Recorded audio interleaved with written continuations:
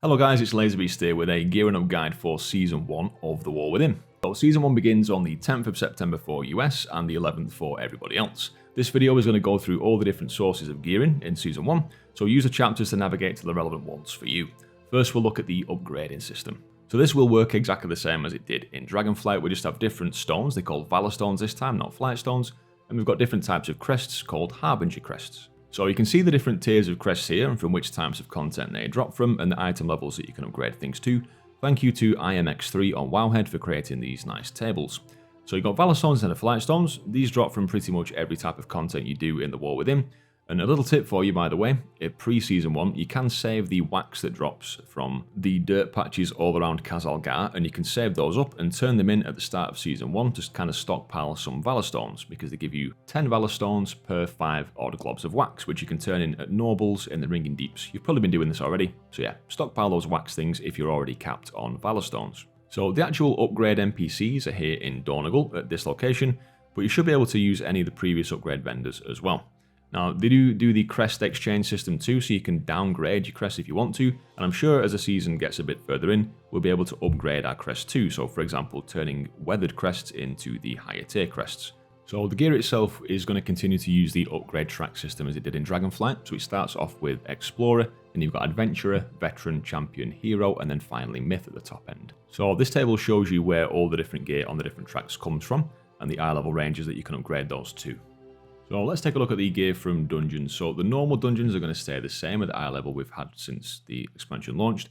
Heroic dungeons, you've likely been spamming heroics this week for valorstones and gear. So it's time finally to step into some mythics for season 1 when the season starts. But when the season does start, however, bear in mind with heroics, the gear from dungeons is going to be going up to eye level 580 minimum, up from 571. And you can get 593 eye level loot from the weekly vault by completing heroics. So, mythic level 0s, base level mythics. Remember that these are now equivalent to a level 10 keystone, so will be quite the challenge compared to how they used to be. But there are no affixes and no timer, so this is what we've got for week 1 of season 1 if you are a dungeon person. Now, tanks are going pretty nuts in heroics, so maybe just chill a little bit when you first jump into the mythics and just kind of get used to how that feels. Remember, it might hurt you a little bit more than you expect. And do also bear in mind that the bosses will have more abilities now because they are their mythic versions. Now, it's important to remember that the mythic level 0s are now on a daily lockout, so not weekly anymore. So you can do a daily mythic world tour if you wish to do so, to make sure that you've got all the gear you want ready for Mythic Plus when that launches the week after the season starts. Now for Mythic Plus, here is the item level chart. You can see the breakpoints here for key levels and the weekly chest tiers, that what they reward and what they upgrade to. And remember, there have been some changes to Mythic Plus itself as well. Massive changes to the affixes.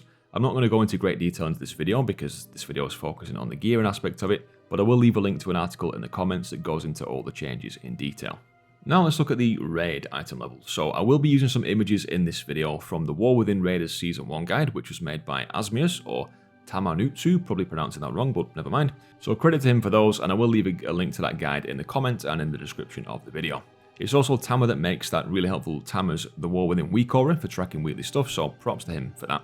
So the vendor for purchasing tier gear in The War Within is actually in the City of Threads outside zone itself. You can see here where that is on the map. This is where you can redeem the Omni tokens. Now, you're going to get Omni tokens from Ansarek herself, the final boss of the raid, and this is where you can redeem them. You can see the item levels here on screen of what drops from each raid tier difficulty, so feel free to pause on the relevant ones for you. There is also the Mark of the Spelunker Supreme that you can earn by clearing the raid on Heroic, either doing that, or achieving Keystone Master, so 2000 rating in Mythic Plus in the season, or you can get this from PvP as well by getting to 1600 rating on there. So when you're redeeming this at the vendors, do make sure that you use the right vendor. Don't accidentally buy PvP gear if you want to do PvE. That would be quite a costly mistake. So now you know where to buy your tier sets from, and of course they will drop from the raid itself and from the weekly vault for Mythic Plus players. Now the catalyst is here as well, and the catalyst we believe is going to work exactly the same as it did in Dragonflight. So we're either going to get one charge a week or more likely one charge every other week, but we just need to wait until the season starts and until Blizzard lets us know what's going on.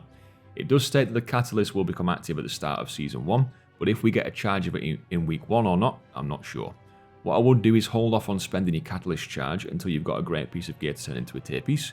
Maybe wait till you've got another piece from the raid or when you've opened the first weekly vault, and maybe then you can turn a piece into a tier set and get your 2-piece straight away. You may want to wait even longer depending on what drops you actually get from the content that you do, Just make sure that you use your charges wisely, especially early on when they've got quite a bit more value than later in the season. Now the charges are expected to work exactly the same as they did in Dragonflight Season 4. But yeah, more to be revealed on that when Blizzard tells us what the crack is. Now for PvP, there is no vault tier this time for PvP, so you don't need to worry about filling your weekly vault if you just do PvP content. You can just buy conquest gear as well from the usual sources. There is also PvP crafted gear that you may want to get because there's some certain embellishments on that may be useful to you. And you can either make these yourself or of course use the crafting work order system for that. I'm not going to go too in depth on PvP gearing in this video because it's absolutely not my forte, so please do refer to the PvP content creators for tips on PvP gearing. Now the new source of gear for the War Within is of course delves, so we get rewards decent gear from delves themselves. So how does it work? So currently, pre-season, we've only had access to tier 3 delves, but when the season starts, we'll be able to push up to the higher tiers. Now the gear from delves does cap out at tier 8, but delves do go higher in levels themselves. So tier 8 delves are what you want to do, and where you want to spend your bountiful keys if you can make it to completing those. Here on screen you can see the item level rewards of gear from the various tier levels of delves. So you do want to make sure that you complete the delves on the bountiful versions where possible, and that's where you can spend your restored coffer keys and get the best gear from the delves themselves.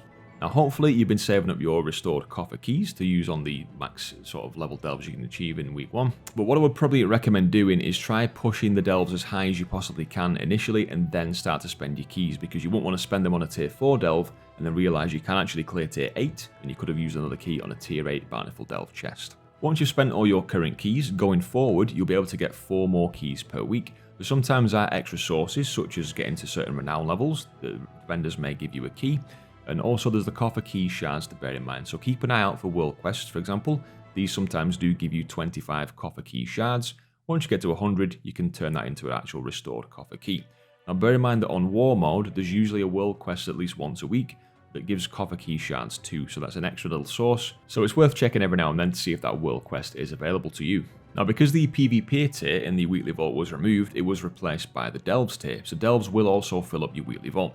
The number of delves required to fill the vault has been reduced in a hotfix just recently, so rather than 3, 6 and 12 delves for the 3 vault slots, it's now 2, 4 and 8, so you don't need to do as many delves to fill your vault slots in that bit. Okie doke, so let's look at open world gear. Now world quest eye level is going to be 571 on the adventurer track. Bear in mind you've also got these special assignments every now and then, usually 2 to 3 per week. So just make sure you complete these as they become available. It's just a simple 3 world quests and then 1 elite quest at the end of that. They will also reward you with some gear. Now, rares are still going to be a decent source of gear, again, dropping at level 571, so if you need to fill in any pieces, it's likely that you're still going to be farming the rares too for reps, so, you could get some decent gear off the rares too if you've been unlucky with drops from other content.